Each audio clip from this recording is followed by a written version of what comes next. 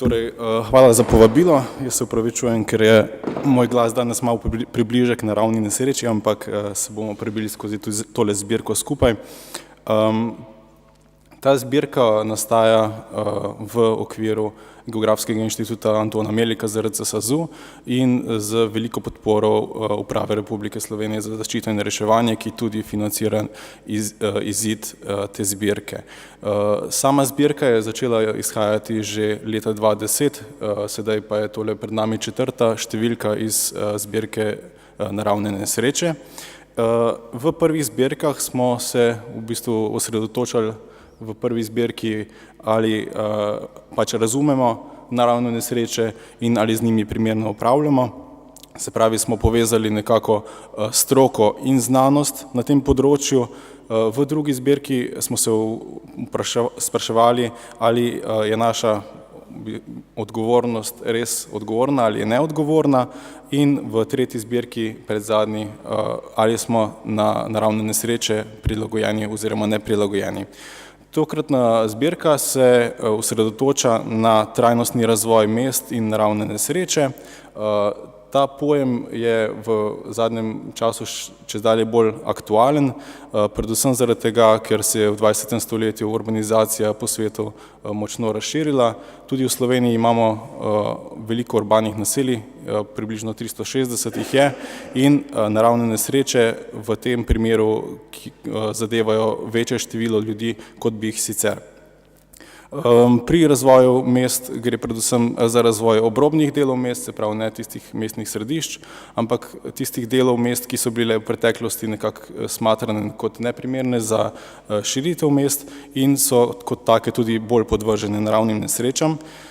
Med njimi lahko izpostavimo predvsem poplave, neurja, zemeljske plazove in potrese.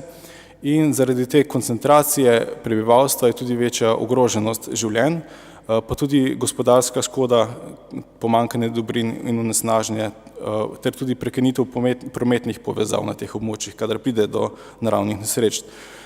Na svetovni ravni naravne nesreče nastanejo 120 milijard dolarjev, torej je ta delež precej velik. Samo preučevanje in pravilno ukrepanje, preventivno ukrepanje v primeru naravnih nesreč pa v bistvu prispeva večkratnik zmanjševanja stroškov teh naravnih nesreč.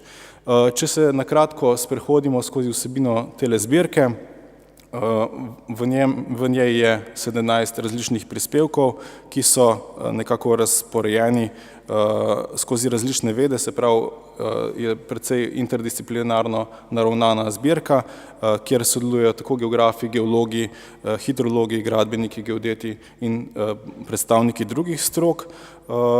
Zdaj, v prvem delu smo se nekako osredotočili na neke splošne okvire preučevanja in upravljanja naravnih nesreč, v drugem delu nekako naravnim nesrečam v mestih, se pravi vročinskim valovom, toplotnim otokom, poplavam, potresom in plazovom, in v nadaljevanju nesrečam v nekih obmestnih območjih, kamor spadajo tudi preučevanje vodnih pregrad, snežnih plazov, hudourniških in kraških poplav.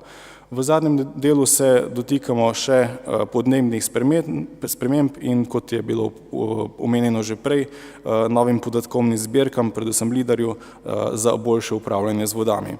Obenem je bila ta zbirka tudi priložnost, da se posvetimo 30. številki revije Ujme, ki tudi izhaja v sodelovanju z Geografskim inštitutom Antona Melika in URSZR, 40. obletnici potresov v Potočju ter 70. obletnici Geografskega inštituta Antona Melika ZRC SAZU.